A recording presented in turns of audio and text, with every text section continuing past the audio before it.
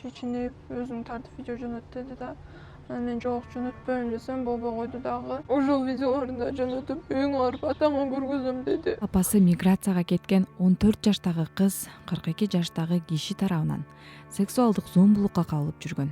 Кыздын өзүнүн айтуусунда кылмышкер ага соц тармак аркылуу жазып, анын сүрөт видеолорунан уяттуу маанидеги тасмаларды монтаждап таратам деп коркуткан. Башында ошо TikTok'тон жазган болчу. TikTok'тон жазып тааныштык. Ал өзүн 2005-жылкы деп айткан. Атын Айдос деле ушинтип айткан. Анан таанышып сүйлөшүп атканыбызда Telegram аккаунтуңду бер деди да. Анан мен дагы макул деп берип койгом. Анан ал жактан деп баштады.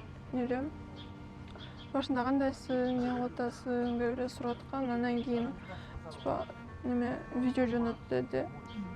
Чечинип өзүм тартып видео жөнөт деди да. Анан мен жок жөнөтпөйм десем болбой койду дагы.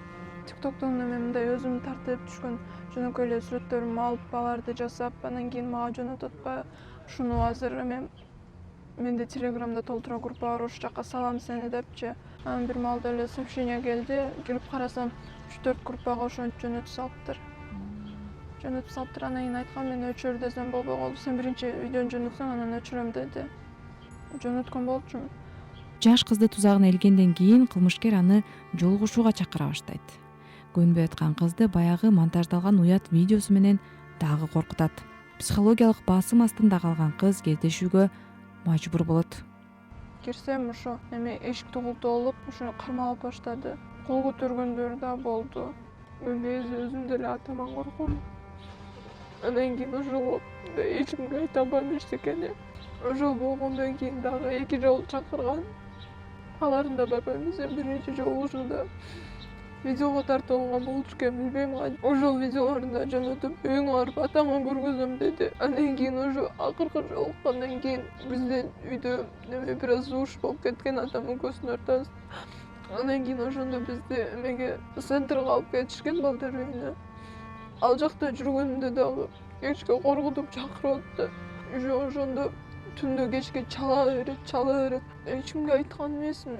Ошо центрга келгенибизден кийин врачка телефонду сындырып салган болчу.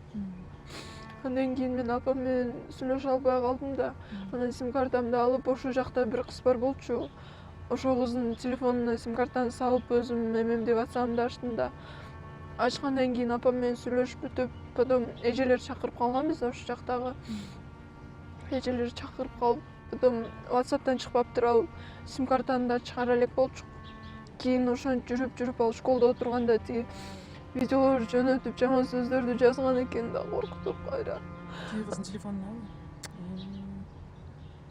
Биз деген кечки тамакты ичип бүткөнбүз. Андан кийин мен ылдыйда бар, скамейка бар да ылдый жагында. Ошол жакта отурган болчумун да. Андан кийин бир маалда эле кыздар баары кыздардын комнатасына чогулуп, баары мени чакырышты. Барсам, сен эмне ушундай элең деп мага жаман сөздөрдү көп айтышты. Анан мен ыйлап кайра ошо ылдый жакка түшүп кеткен болчу, комнатадан чыгып. Андан кийин ошондон менде сотрудница эже чогулуш кылып, потом чогулуштан кийин өзүнүн кабинетине барып сурады, эмне болду деп. Анан ошондо айтып берген деп билди. Ага чейин айтпай эле жүрө бердиңби эч кимге?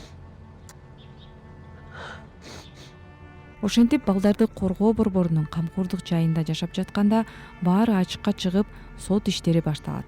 Бул күндөрү кызга аталган борбордун адистери көмөк көрсөтүп, сот процесстерине өкүл катарында барып турушкан. Кыздын апасы Москвадан келгенден соң кызын жана балдарын ал борбордон алып кеткен. Бирок эне азыркыга чейин кызы менен бул тууралуу ачык сүйлөшө албай жатканын жана анын келечегине кабатыр экенин айтып кейиди. Мен Москвада болчумун, балдарым атасынын колунда болчу. Мен келип кызым менен сүйлөшө албадым. Эмне деп баштарын билбей эле кызыма жолуккан сайын ичимден эзилдим. Эчтеке айта албай, эчтеке сурай албай. Уже сот процесстери жүрүп атыптыр. Жашоо ошого эме кылды да. Алып барды, квартплата кымбат, үйүм жок болсо, жолдошум менен ажырашкам. Жалгыз бой энеге кыйын болот экен. Ушу балдарды багайын деп иштеген кеткен болчумун. ким ойлоп тургундай болуп кетишти. Бул окуя боюнча айыпталуучуну Жайыл райондук соту 17 жылга эркинен ажыраткан. Бирок ал Чүй облустук сотуна апелляциялык арыз менен кайрылып, 2-июнда соттук отурум өттү. Облустук сот 1-инстанцияда кабыл алынган чечимди күчүндө калтырды.